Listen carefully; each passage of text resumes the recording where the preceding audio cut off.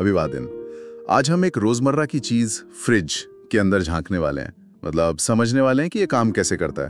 हमारे पास फ्रिज का रहस्य विज्ञान का ठंडा चमत्कार नाम का एक लेख है और हम जानना चाहते हैं कि आखिर ये बक्सा चीजों को ठंडा रखता कैसे। नमस्कार। हाँ, ये वाकई दिलचस्प है क्योंकि देखिए फ्रिज कोई ठंडक बनाता नहीं है ना? अच्छा, बनाता नहीं है। नहीं, ये असल में ऊष्मागतिकी, मतलब गर्मी कैसे चलती है, कैसे बदलती है, उस विज्ञान का इस्तेमाल करता है। ये फ्रिज के अंदर की गर्मी को खींचकर बस बाहर फेंकता है। अंदर ठंडा रखने का मतलब ही है वहां से गर्मी हटाते रहना। अरे वाह, तो ये गर्मी हटाने का खेल है। मतलब लेख में इसके कुछ खास हिस्सों का जिक्र था, जैसे कंप्रेसर। हाँ, कंप्रेसर है, कंडेंसर है, एक्सपेंशन वाल्व, इवेपोरेटर कॉइल और एक खास गैस या तरल जिसे रेफ्रिजरेंट कहते हैं। हाँ, रेफ्रिजरेंट। तो ये सब मिलके मतलब गर्मी कैसे हटाते हैं, क्या तरीका है? देखिए, ये सब ना एक लगातार चलने वाले चक्र में काम करते हैं। एक साइकिल है पूरा। आप ऐसे सोचिए कि ये रेफ्रिजरेंट नाम की जो चीज है वो एक यात्रा पर है फ्रिज के अंदर। एक यात्रा। हाँ, तो सबसे पहले कंप्रेसर ये इस रेफ्रिजरेंट गैस को पकड़कर जोर से दबाता है, मतलब कंप्रेस करता है। दबाता है, जैसे हम साइकिल पंप इस्तेमाल करते हैं तो वो गर्म हो जाता है, वैसा कुछ? बिल्कुल बिल्कुल वही बात है। जब आप किसी गैस को तेजी से दबाते हैं तो उसके अणु पास पास आ जाते हैं, ज्यादा तेजी से टकराते हैं और नतीजा, वो चीज बहुत गर्म हो जाती है। ये तो सीधा ऊष्मागतिकी का नियम है। दबाव बढ़ाओ, तापमान बढ़ेगा। अच्छा, तो अब ये रेफ्रिजरेंट एक बहुत गर्म हाई प्रेशर गैस बन गया है। समझ गया। अब ये गर्म गैस ये कहाँ जाती है फिर? ये गर्म गैस जाती है फ्रिज के पीछे या कभी-कभी नीचे लगी जालीदार कॉइल्स में। उन्हें कंडेंसर कहते हैं। हाँ, वो जाली देखी है मैंने पीछे।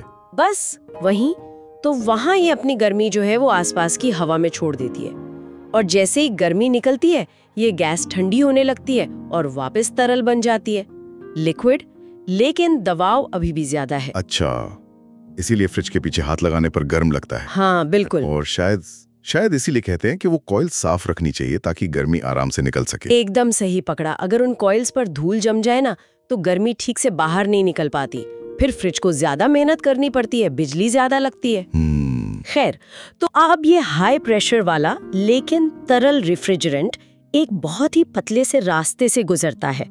उसे कहते हैं एक्सपेंशन वाल्व। एक्सपेंशन वाल्व सुनने में तो लगता है कोई छोटा सा पुर्जा होगा। है तो छोटा ही, पर यही असली कमाल होता है। जैसे ही ये तरल इस वाल्व से गुजरकर दूसरी तरफ निकलता है तो उसका दबाव एकदम से अचानक बहुत ज्यादा गिर जाता है। और आपने देखा होगा जैसे डिओड्रेंट स्प्रे करते हैं तो कैन ठंडा हो जाता है। हाँ, होता है। बस वैसा ही कुछ। दबाव गिरने पर ये रेफ्रिजरेंट तेजी से फैलता है और उफ, बहुत बहुत ठंडा हो जाता है, एकदम बर्फीला। ये लगभग आप कह सकते हैं कि ठंडे तरल और गैस का एक मिक्सचर जैसा बन जाता है। अरे वाह, सिर्फ दबाव गिरने से इतनी ठंडक, ये कैसे काम करता है? मतलब देखिए, जब दबाव हटता है तो तरल के अणुओं को फैलने के लिए जगह मिल जाती है ना? और इस फैलाव के लिए, मतलब एक्सपैंड होने के लिए उन्हें चाहिए होती है ऊर्जा, एनर्जी। अच्छा, तो वो ऊर्जा कहाँ से लेंगे? वो अपने आसपास से गर्मी के रूप में खींचते हैं और नतीजा, वो खुद बेहद ठंडे हो जाते हैं। कमाल है। हाँ, अब ये ठंडा ठंडा मिश्रण पहुंचता है फ्रिज के अंदर वाले हिस्से में, फ्रीजर के पास जो कॉइल्स होती है ना, जिन्हें इवेपोरेटर कहते हैं, वहां। अच्छा, ये इवेपोरेटर। तो अब ये अंदर की गर्मी खींचेगा? बिल्कुल।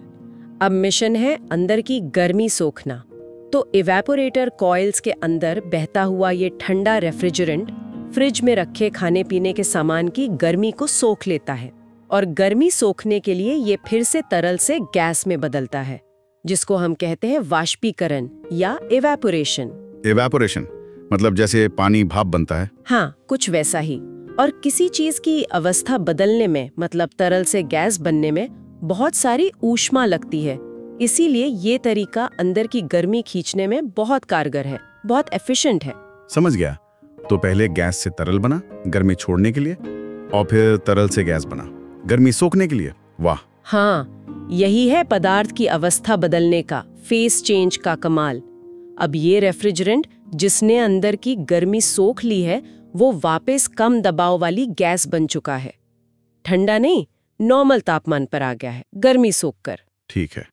और ये गैस फिर से कंप्रेसर में जाती है और पूरा चक्र, वो पूरी यात्रा फिर से शुरू हो जाती है। ओहो। गर्मी अंदर से खींची और बाहर फेंक दी गई। तो ये चक्र बस चलता ही रहता है जब तक फ्रिज ऑन है? हाँ, जब तक अंदर का तापमान सेट लेवल तक नहीं पहुंच जाता। फिर थर्मोस्टेट इसे बंद कर देता है और तापमान बढ़ने पर फिर चालू कर देता है। तो ये एक तरह का एक हीट पंप है बेसिकली, गर्मी को अंदर से बाहर पंप कर रहा है। बिल्कुल। ये तो वाकई बड़ा सरल लेकिन चालाकी भरा तरीका है ऊष्मागतिकी के नियमों का इस्तेमाल करने का। सचमुच ये इंजीनियरिंग का एक बेहतरीन उदाहरण है। आप सोचिए, इसमें ऊष्मा का स्थानांतरण हो रहा है, यानी हीट ट्रांसफर। दबाव और तापमान का रिश्ता काम कर रहा है और पदार्थ की अवस्था बदल रही है। गैस से तरल, तरल से गैस। भौतिकी के सारे सिद्धांत एक साथ काम कर रहे हैं। वाकई। तो अगली बार जब फ्रिज खोलकर ठंडा पानी निकालेंगे, हाँ? तो याद रहेगा कि अंदर कोई जादू से ठंडक नहीं बन रही, हाँ। बल्कि एक चतुर मशीन है जो लगातार अंदर की गर्मी को पकड़कर बाहर फेंक रही है। बिल्कुल। और ये हमें ये सोचने पर भी मजबूर करता है कि हम रोजमर्रा की जिंदगी में जिन तकनीकों पर इतना निर्भर हैं, जैसे कि फ्रिज, वो ऊर्जा का कितना कुशलता से इस्तेमाल करती हैं। क्या हम भविष्य में इसी सिद्धांत को और बेहतर और ज्यादा ऊर्जा कुशल बना सकते हैं? ये एक अहम सवाल है ना, आगे सोचने के लिए। बिल्कुल। और इस पर विचार करने के लिए ये एक अच्छा बिंदु भी है। आज इस ठंडी रहस्य को इतने अच्छे से समझाने के लिए आपका बहुत बहुत धन्यवाद। मुझे भी मजा आया बात करके।